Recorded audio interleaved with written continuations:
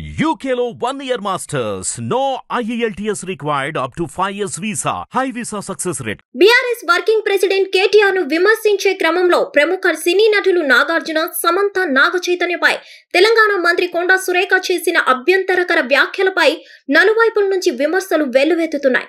కొండా సురేఖ వ్యాఖ్యలను ఇప్పటికే నాగార్జున ఖండించారు. అసత్య ఆరోపణలు చేయడం సరికాదంటూ మండిపడ్డారు. ఇక తాజాగా తెలంగాణ కొండా సురేఖ చేసిన వ్యాఖ్యలపై సినీ నటుడు అక్కినేని నాగార్జున న్యాయస్థానాన్ని ఆశ్రయించారు.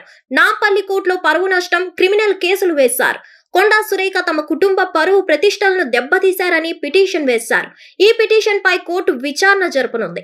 కాగా ఇప్పటికే కొండా సురేఖ వ్యాఖ్యలపై నాగార్జునతో పాటు అమల, నాగచైతన్య, సమంత తీవ్రంగా స్పందించారు.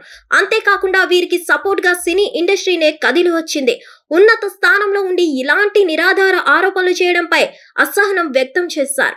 మరోవైపు వరంగల్లో అక్కినేని అభిమానుల నిరసనలు చేపట్టారు.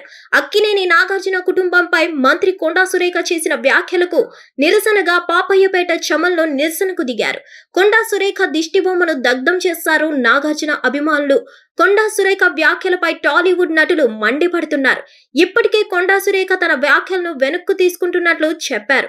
మరోవైపు మంత్రి కొండా సురేఖపై బంజారాహిల్స్ పోలీస్ స్టేషన్ లో బీఆర్ఎస్ మహిళా కార్పొరేటర్లు ఫిర్యాదు చేశారు. సభ్య సమాజం తలదించుకునేలా నిరాధారమైన ఆరోపణలు చేసిన కొండా సురేఖపై చర్యలు తీసుకోవాలంటూ బీఆర్ఎస్ మహిళా కార్పొరేటర్లు కోరారు. కొండా సురేఖ ఆరోపణలు వెనక్కి తీసుకొని వెంటనే బహిరంగ క్షమాపణ చెప్పాలని డిమాండ్ చేశారు. హిట్ టీవీ యాప్ ని డౌన్లోడ్ చేసుకోండి. ఇందులో short news, live news, entertainment movies అన్ని అవైలబుల్ గా ఉన్నాయి. Please download hit TV app. Hit TV app hit TV app ని ఫ్రీగా డౌన్లోడ్ చేసుకోండి.